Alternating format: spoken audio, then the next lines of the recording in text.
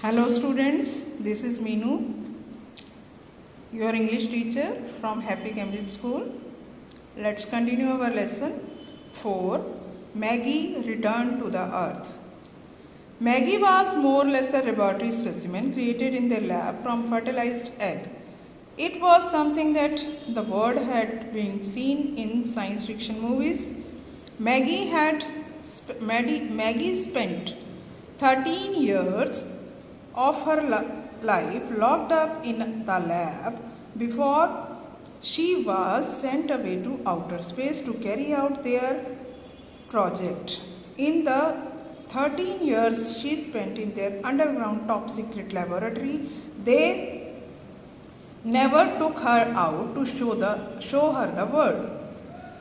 Maggi जो थी एक स्पेसिमेन थी जो एक एग से लैब में ही बनाई गई थी, वो एक नमूना थी, उसको इस प्रोजेक्ट के लिए ही बनाया गया था। जैसा कि संसार ने देखा होगा जो साइंस फिक्शन मूवीज आती हैं उसके अंदर मैगी ने 13 साल जो है बिल्कुल गुप्त रूप से लैब में ही बिताए, क्योंकि उसको एक प्रोजेक्ट के लिए तैयार किया जा रहा था और 13 साल तक उसको बहुत सीक्रेटली लैब में ही रखा गया और उसको बाहर का संसार भी नहीं दिखाया गया, एक बार भी नहीं दिखाया गया और उसको सिर्फ पिक्चर्स दिखाते थे, वो संसार की, अर्थ की, बाहर के वीडियोस दिखाते थे, बस यही दिखाते थे।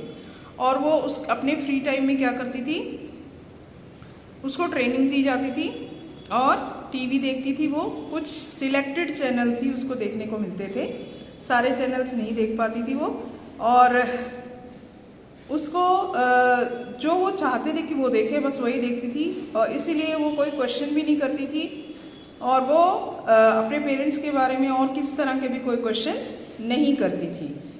They told her she had to go on a small journey.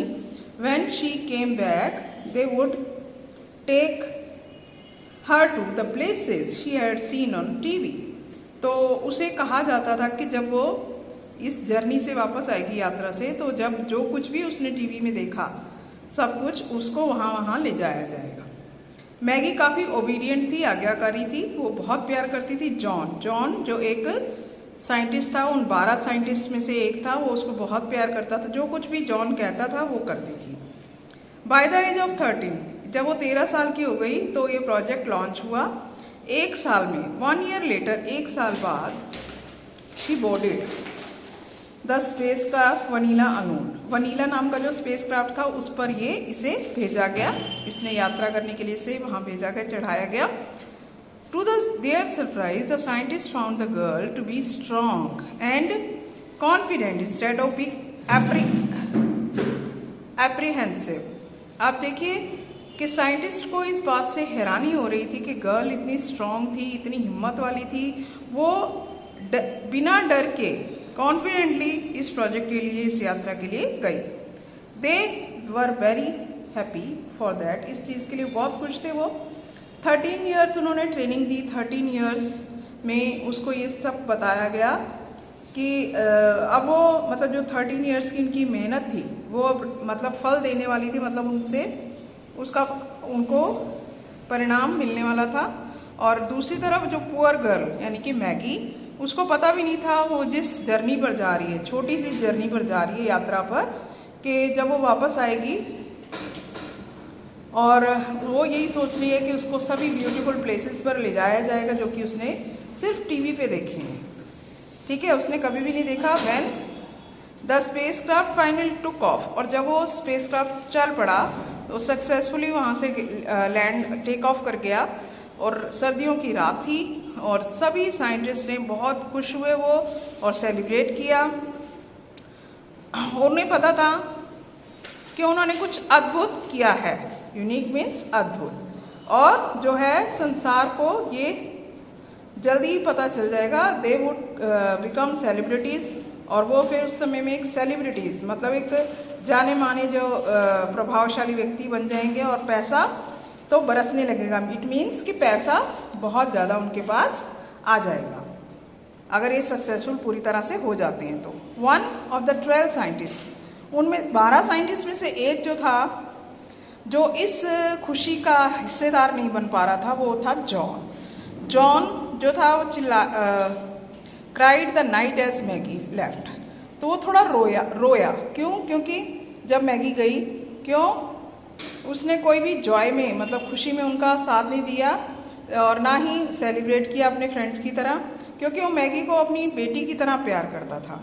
And the other saw her as a laboratory specimen. और बाकी जो साइंटिस्ट थे वो सिर्फ उसको एक स्पेसिमेन, एक नमूना, एक रोबो, एक प्रोजेक्ट का हिस्सा मानते थे। John felt he had selfishly betrayed the girl. He had told her she would be come back in days.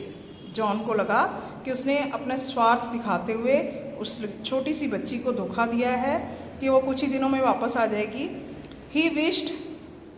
He later wished he hadn't. Or he knew when she comes back, they will not be here and they would long be dead. It was a long voyage. तो ऐसा होने वाला नहीं था, क्योंकि उन्हें पता था कि ये बहुत लंबी यात्रा थी और हो सकता था कि इतनी लंबी यात्रा थी कि हो सकता था उस समय तक वो उनकी मृत्यु ही हो जाए। इसलिए उसे बहुत दुख हो रहा था इस बात का और वो परेशान था मैगी के लिए। So students, that's all for today. We will continue our lesson in next class. Please read the lesson and join live classes.